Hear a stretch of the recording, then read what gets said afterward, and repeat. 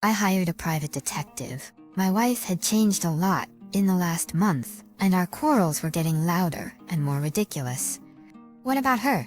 As if she hadn't noticed her transformation. I had my own small business for 2 years.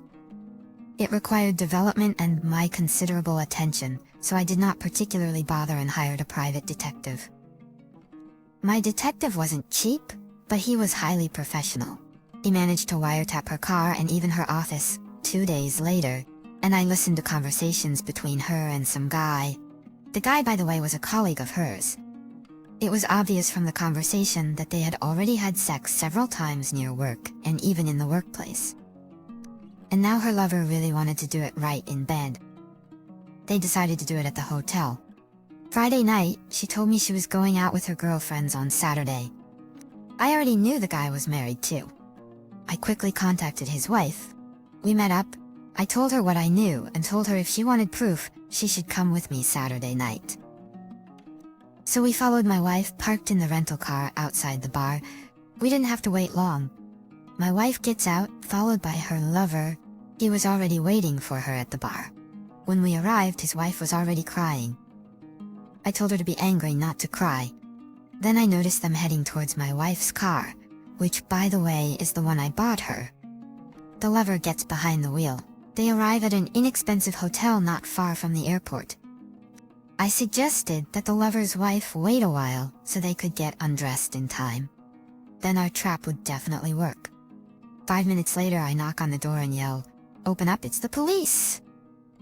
The lover comes to the door and opens it, holding only a towel over his groin. I say, "Hi, I'm the husband," and I punch him in the face. He goes down. Then I take my wife's clothes and drag him out of the room, actually take him outside, and throw him in a snowdrift. It was winter, the month of January. His wife gets hysterical, hitting and kicking him. I go into the room again. My wife is sitting on the bed, shaking and mumbling. "You shouldn't have known," she says. I get even angrier at these words. I also drag her out of the room and to the parking lot. I record her on camera. She trembles and admits to everything she's done. I tell her no one will ever forgive her again. I quickly dial her dad's cell phone number. She screams, "No, no, no!" After explaining herself to her father, he hangs up on her.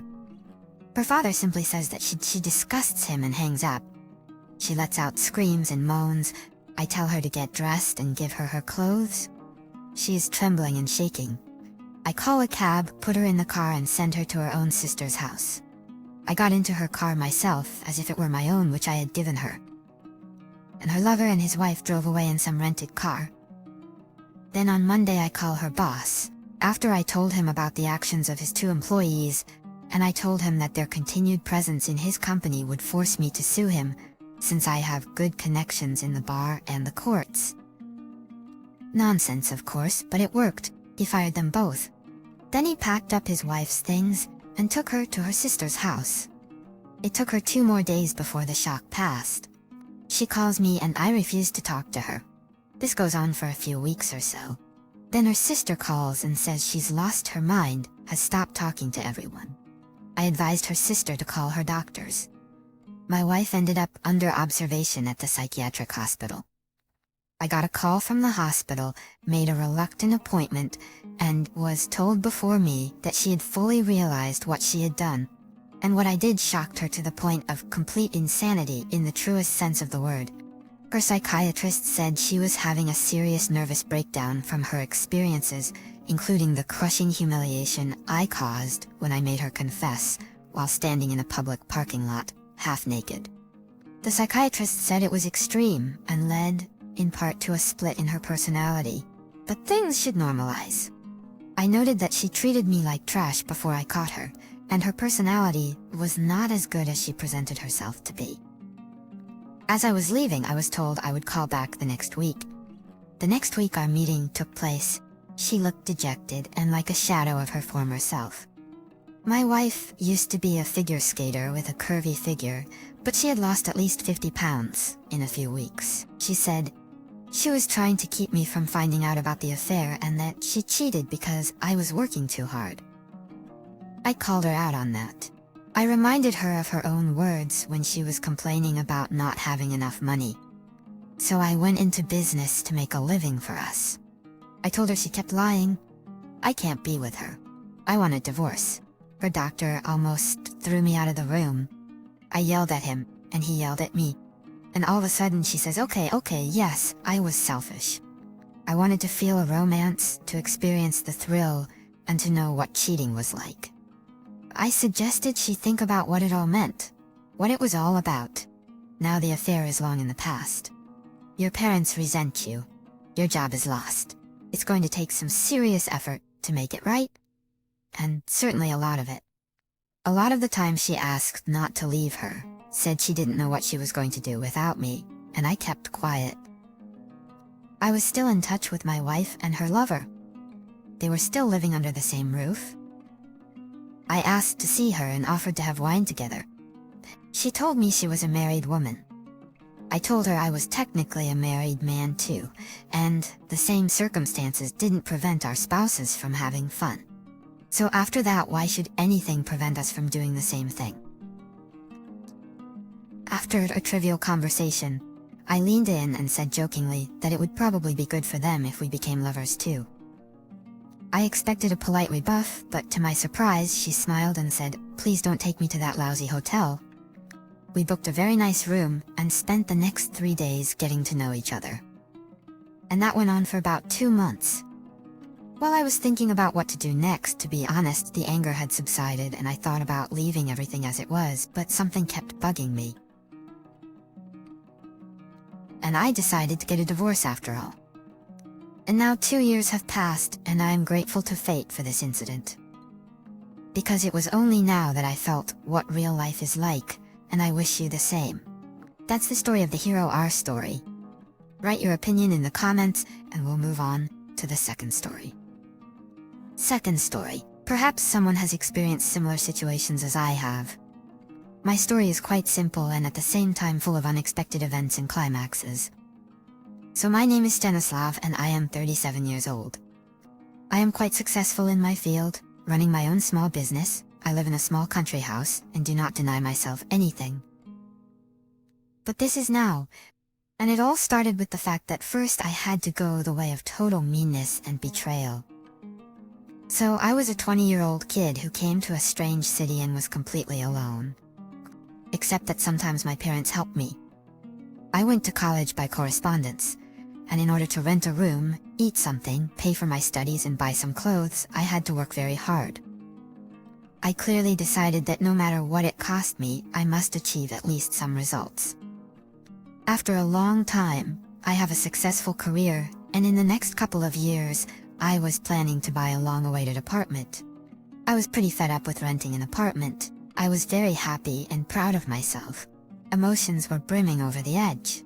It seemed to me that life had just begun, and now everything would be fine. I dreamed about my beautiful wife, my children, and my own comfortable home. My own comfortable home. And at this happy moment for me, I just met my future wife Maria under very funny circumstances.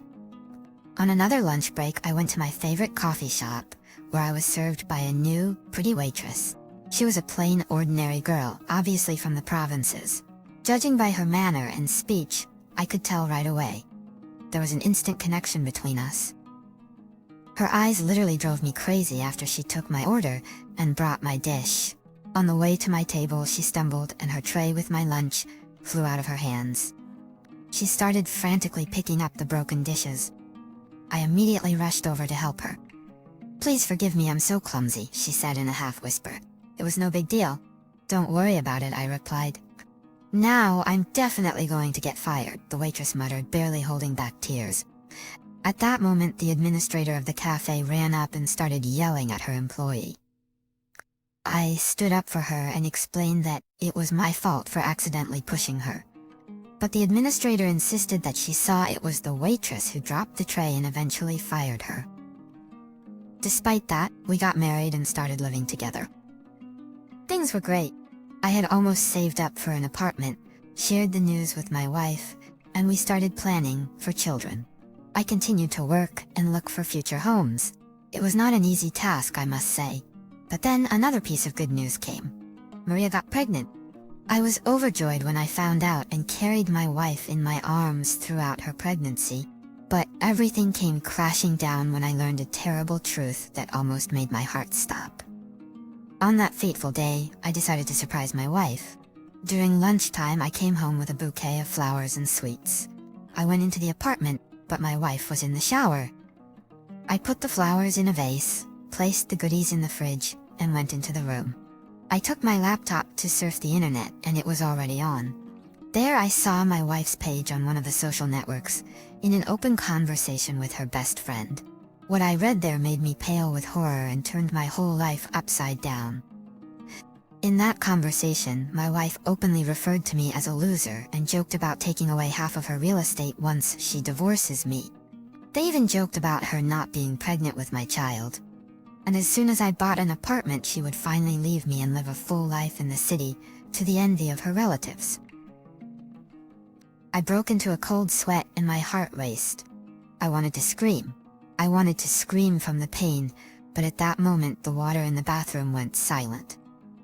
I quickly turned off my laptop and ran out of the apartment. I sat down in a nearby park, opened a bottle of hard liquor, called the chief, got off work, and began to think about what to do next.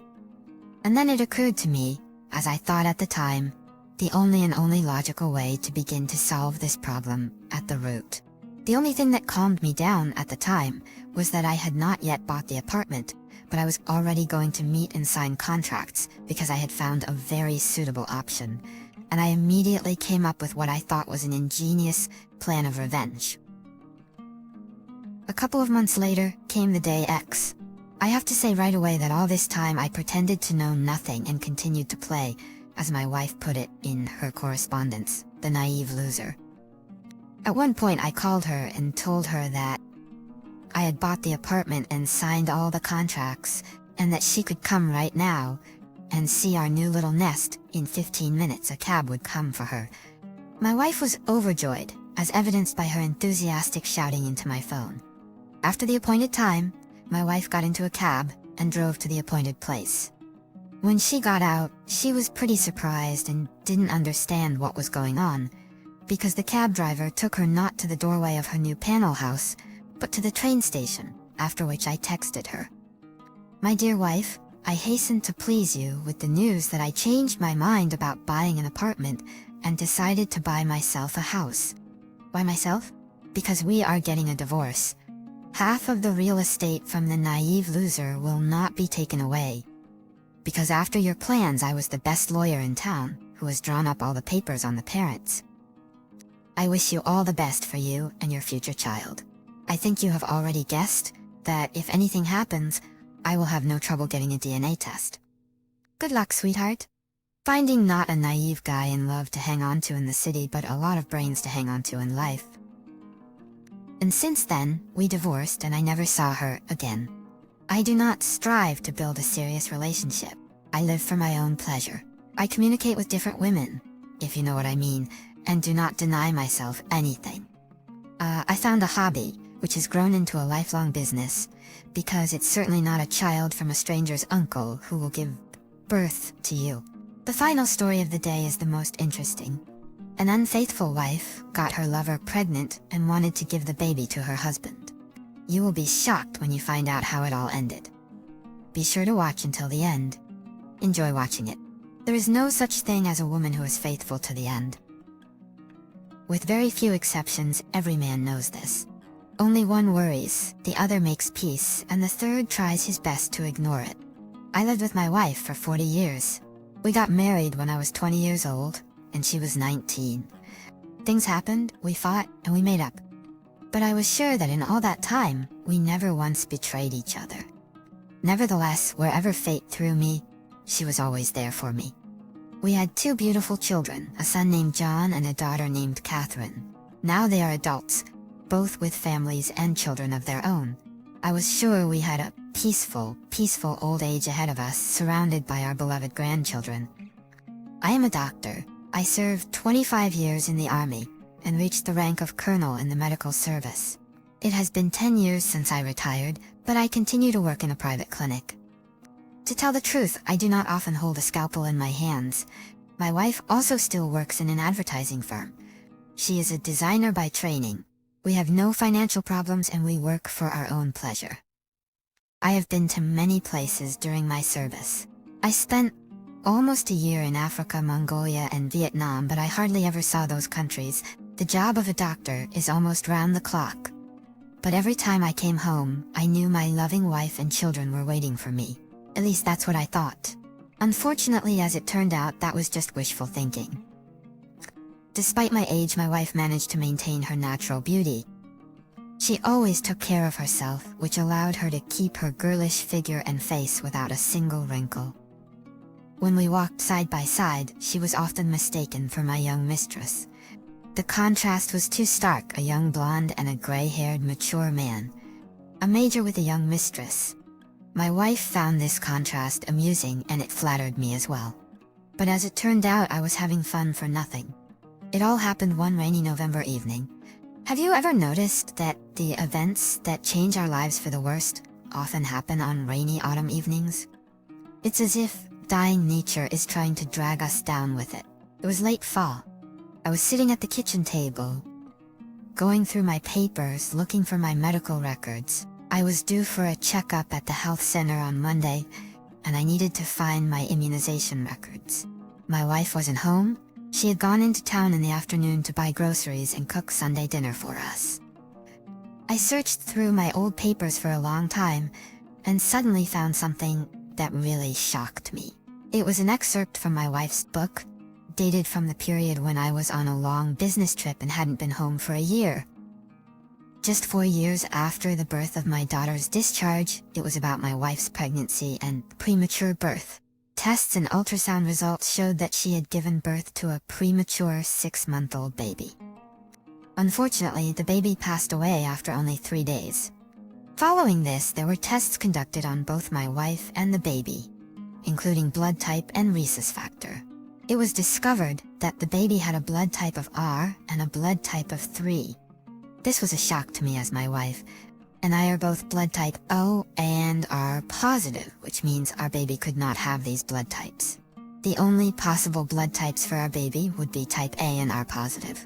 Additionally, I was not in the country at the time of the baby's conception, making it impossible for me to be the father. As I stared at the discharge form, I felt like my whole world was collapsing. I couldn't believe that my wife had been unfaithful to me while I was away. I had always thought we had a strong and loving marriage, but now, everything seemed to be falling apart. I struggled to make sense of my thoughts and emotions. Eventually, I managed to compose myself and put the certificates back in their place. I also hid the statement I had found, trying to calm myself down. The fact that my wife had cheated on me was now a documented fact. I wanted to confront her immediately upon her return, but I knew I needed to sort through my feelings first. One thing was clear: our children, John and Catherine, were both mine. They were both blood type O, yes, just like me. They even resembled me when I was young.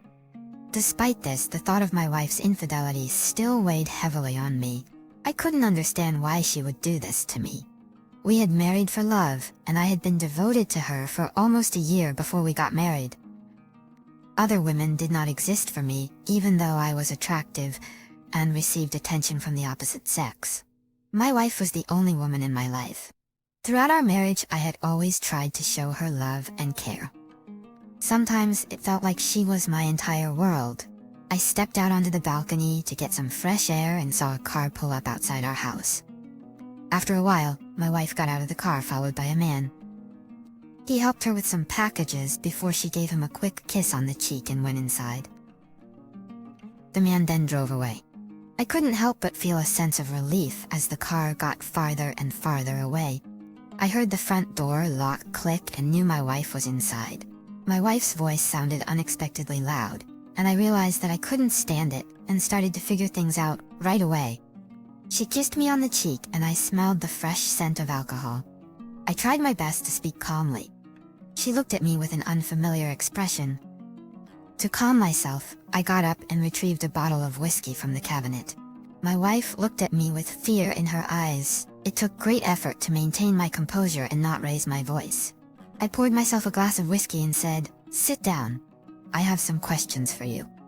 I retrieved the unfortunate transcript from under the table and placed it in front of my wife. She carefully flipped through a few pages before quickly pulling her hand away. She looked up at me with tears filling her eyes. She was silent for a while before saying in a surprisingly calm voice, "It had to happen sometime, and maybe it's a good thing it happened now." In an even, calm tone, she explained that during my long absence, she had met a younger man, whom she had fallen in love with. He was 11 years her junior, and she couldn't resist him. At first, she went on dates with him, and eventually, she took our children to her mother's house, and he moved into our apartment with her. They lived as husband and wife, and from their passionate love sessions, she became pregnant and he proposed to her. This was all while she was still married to me, and the mother of our 2 children. She even secretly hoped that I wouldn't return so they could be together. However, things didn't work out as planned. The baby was born prematurely and died 3 days later. She broke down in tears at this point. I realized that she didn't care about our remaining children.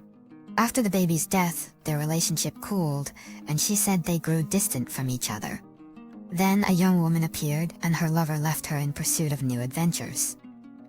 When I returned, she acted as if nothing had happened, and for years, she played the role of a loving and caring wife. I was shocked, and for a while I couldn't think or speak. I sat in silence, staring at the wall with no thoughts in my mind. But that wasn't the end of it. 6 months ago, her old flame came back to town, and their passion reignited. It turns out she had loved him all these years, and she fell into his arms. She lived with me for 40 years, giving me her best years. And now that the kids are grown, she wants a fresh start with the person she loves. Saying all this, she knew full well that with every word she said, she was just killing me. For a second, she reminded me of an executioner, indifferently doing his job. For so many years, she had been trying to deceive me. If I had not found the evidence, I probably would not have suspected anything. Without saying a word, I got dressed, packed some things in my bag, and left. Autumn was waiting for me outside. I took in the damp air, my chest heavy. I slung my bag over my shoulder and slowly strolled down the sidewalk, covered in yellow leaves. I had the urge to smoke, but I had given it up 20 years ago at my wife's request. She was always concerned about my health, and it was quite late. The city was trying to lull itself into a restless sleep. The windows of the houses were barely lit, and only the streetlights cast a dim glow. I walked slowly past the dark houses, careful not to slip on the wet leaves. "Excuse me, do you have a cigarette?" I turned around and fell into darkness. A bright light blinded me, while finally a man's voice said from very close by. I turned my head with difficulty. "Welcome back," my boss said, unable to hide his joy. "Aya," the words were hard for me to say. "Yes, you're in our clinic. Tonight, you were brought to the emergency room with a brain injury.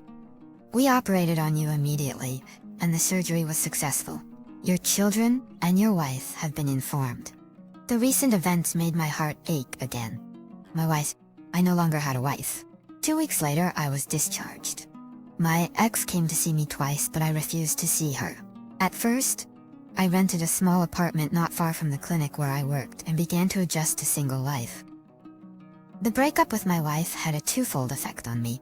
On one hand, there was the pain of betrayal, and on the other hand, there were still unclear prospects. Then came the divorce, and I was left not only without a wife, but also without a home. The children remained neutral, but it was clear that they were more on their mother's side. I returned to work. I tried to numb the pain of my soul through my work, and I succeeded. About 2 months later, an old friend called me and asked to meet. "Do you remember a few years ago, when I borrowed a large sum of money from you?" He started the conversation. I remembered. 3 years ago, a friend had borrowed a significant amount of money from me. He was facing serious problems with his business and had asked for my help. I had just sold my mother's apartment at the time. At the time, I had the money to lend to my friend for her mother's apartment. I didn't set a deadline for repayment, knowing that she couldn't pay it back immediately. "Thank you for your help back then. I invested your money in a business that is now paying good dividends." My friend handed me a bank card saying it was her debt with interest, 5 times the amount I lent her. It was very helpful.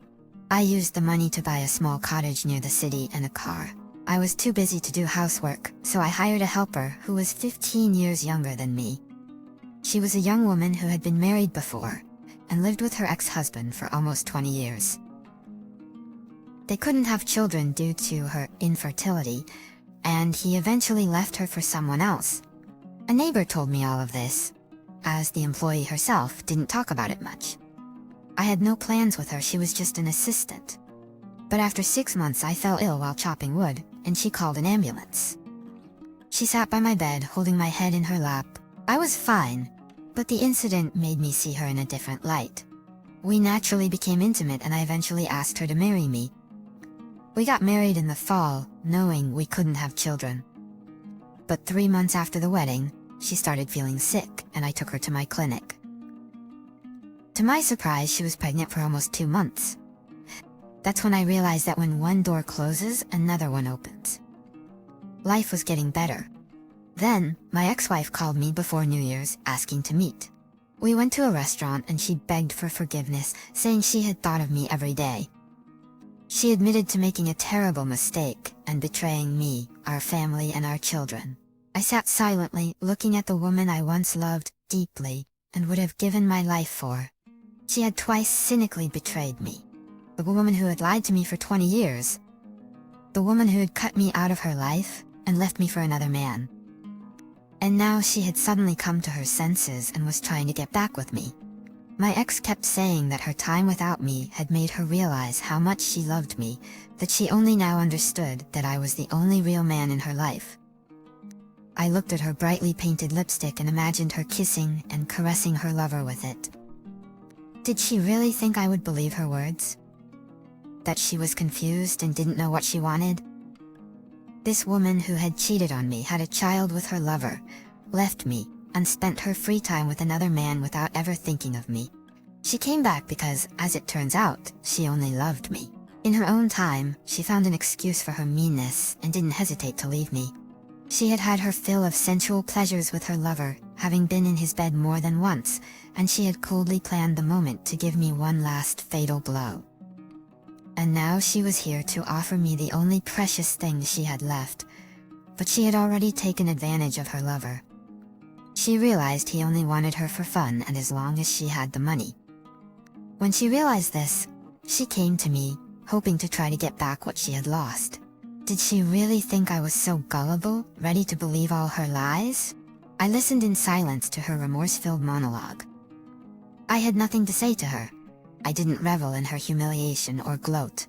I even felt a twinge of sympathy for her. It's a shame, after all, we had been together for 40 years. But it was time for our meeting to end. And at that moment, my phone rang. My girlfriend called me and asked where to pick me up. As I left the restaurant, I turned around and saw my ex-girlfriend standing with her hands pressed to her chest, looking at me through the festively decorated shop window. Around me, people were bustling and hurrying somewhere. Life went on. I got in my car and turned the ignition key. The engine purred smoothly and serenely. I turned left, and a few seconds later joined the stream of cars rushing around. So that's the story. Subscribe to the channel and click on the bell so you don't miss new stories.